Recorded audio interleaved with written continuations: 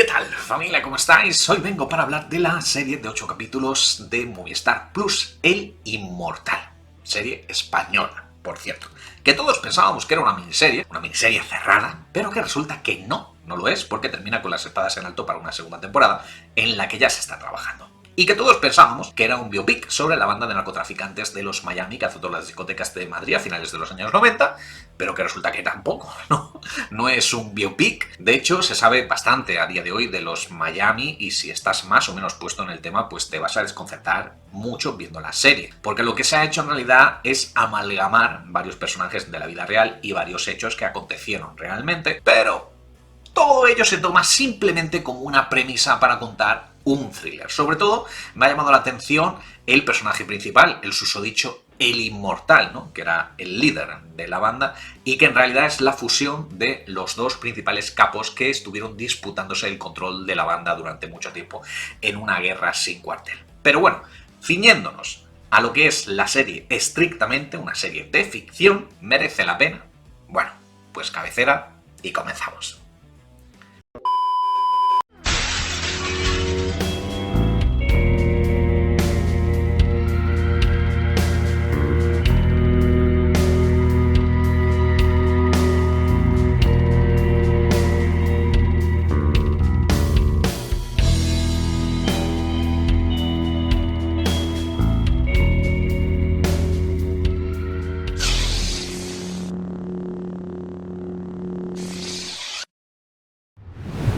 La serie es una creación, ha sido desarrollada por José Manuel Lorenzo, que es todo un veterano de nuestro cine y de nuestra televisión, y su presencia dentro de la producción provoca que dentro del cast aparezca no como personaje principal, sino como secundario, pero bueno, secundario de lujo, su hermano, Francis Lorenzo, que siempre, para mí por lo menos, es un placer verle en cualquier serie o película que se precie, a pesar de que su método de interpretación es un tanto arcaico para mi gusto, pero insisto, con todo y con eso, siempre merece la pena ver a Francis Lorenzo. Si bien la serie está mayormente interpretada en sus principales roles por Alex García, como el susodicho El Inmortal, actor que ya había trabajado para Movistar en Los Antidisturbios de Rodrigo Sorogoyen, John Kortajarena, modelo y actor, que aquí hace un cambio de registro que la verdad se agradece, más adelante hablo de él, la guapísima María Hervás, el veterano también Gonzalo de Castro, muy lejos ya de los tiempos de Siete Vidas, o Doctor Mateo, y nuevos valores a tener muy en cuenta de cara al futuro, como la ganadora de Eurovisión,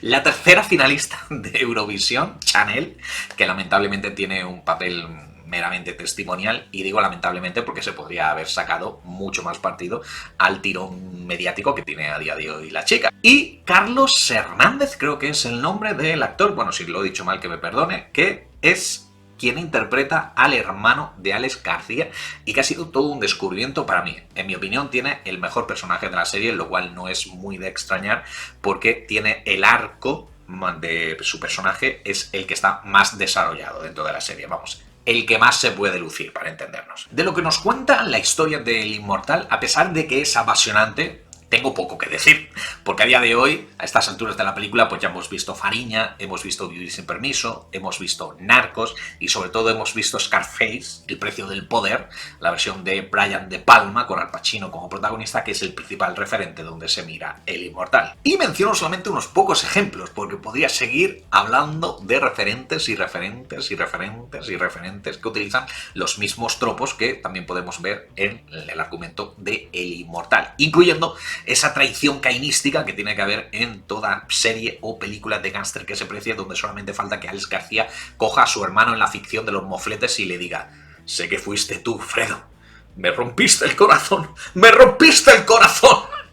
Y ojo que esto que estoy diciendo no es necesariamente malo, porque siempre lo he dicho, ante determinado tipo de productos hay ciertas cosas que siempre funcionan. Y no solamente que funcionen, sino que tú, como público, las demandas, estás esperando verlas. Menciono siempre el mismo ejemplo, pero es que no se me ocurre ninguno mejor.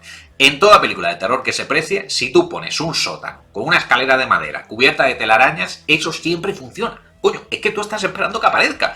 Y por más que tú estés diciendo, pero ¿cómo va a ser tan imbécil la cheerleader de turno de bajar por esas escaleras si sabe que en el último peldaño la está esperando el asesino con el cuchillo para clavárselo en el pecho? Bueno, pues aún así tú estás esperando que llegue ese momento porque funciona, y eso es lo mejor que se puede decir del Inmortal, que funciona.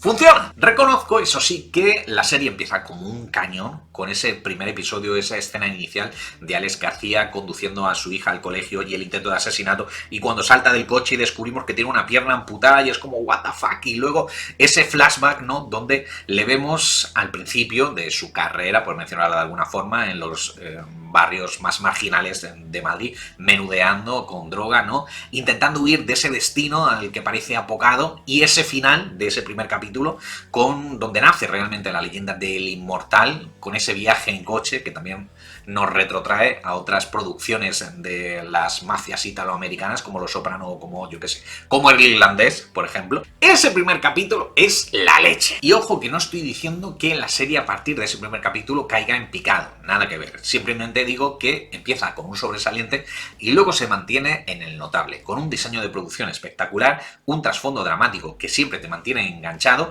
una construcción de personajes bastante buena, pero que, por utilizar otra analogía que también va mucho con el lore de esta ficción y el poder que hacían o el uso que hacían de los perros para intimidar, bueno, pues que a partir de ese primer capítulo parece que el inmortal va atado un poco por la correa. Sobre todo hacia el final la noto que está un poco acelerada, lo cual es sorprendente teniendo en cuenta que, como os he dicho, no es una historia cerrada, sino que acaba con un continuará de manual. O sea, tenía que tener una segunda temporada sí o sí. Entonces no entiendo esta especie de saltos temporales que tienen hacia el final, esta prisa que tienen por concluirla. Por ejemplo, ya que estamos hablando de esto, siempre me sorprendió muchísimo las críticas que se hicieron en su día a El Lobo de Wall Street de Martin Scorsese por ese desenfreno y esa comedia, que yo siempre decía, pero cabrón, si es eso precisamente lo que queríamos ver. ¡Ay, pero es que estás justificando unos actos reprobables y romantizando a los gángsters! Y es como... O sea, toda historia de gángster que se precie, por muy mal que termine, en mayor o menor medida está glorificando la vida de los rock and roll. Y ojo, que nadie se lleve a engaño, El Lobo de Wall Street es una película de gángster, por más que los protagonistas no lleven pistola ni liquiden a nadie, por lo menos físicamente. O sea, eso, el hecho de que todas estas historias, el 90%, por no decir el 100%, el 90% de estas historias terminen mal, es lo de menos. O sea, eso es lo de menos, porque el auge y la caída de ese imperio que construyen estos protagonistas forma parte del tropo manido al que aludía anteriormente en la reseña. La construcción del imperio y la caída del imperio. Todas las historias, más o menos, en mayor medida, Casino, Goodfellas, todas beben de lo mismo y el inmortal también bebe de ellas. Quien quiera quedarse con la parte de la historia del final, donde digan, ¿ves? Al final pagan por sus crímenes, porque lo que hacen estaba muy mal. Bueno, quien se quiera quedar con eso, pues se quedará con eso, pero la mayoría de la gente se va a quedar con la parte de la historia donde los protagonistas están surfeando en la cresta de la ola. Así que podríamos decir que el inmortal no es el Lobo de Wall Street. Bueno, que también es cierto que le estoy poniendo un listón muy alto, ¿no?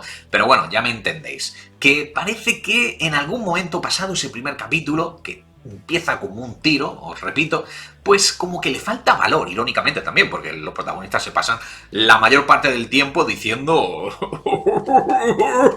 somos los mejores, somos los más fuertes, somos los Miami. Bueno, pues irónicamente digo, a la serie le falta valor para tirarse de cabeza a la piscina independientemente de que sepan si hay o no hay agua en la piscina, vamos. Que es como muy correcta, para que me entendáis. Hombre, pero si matan a un montón de gente y hay un montón de peleas y hay un montón de follete, que es lo que nos gusta aquí en España, sí, pero a pesar de todo, con todo y con eso es una serie demasiado correcta para los estándares de España. Pero no quiero engañar a nadie, ¿no? Parece que la estoy poniendo aquí a caer de un burro. No, nada que ver. O sea, pues si no ha quedado suficientemente claro, lo repito una vez más. El inmortal es muy difícil que te decepcione.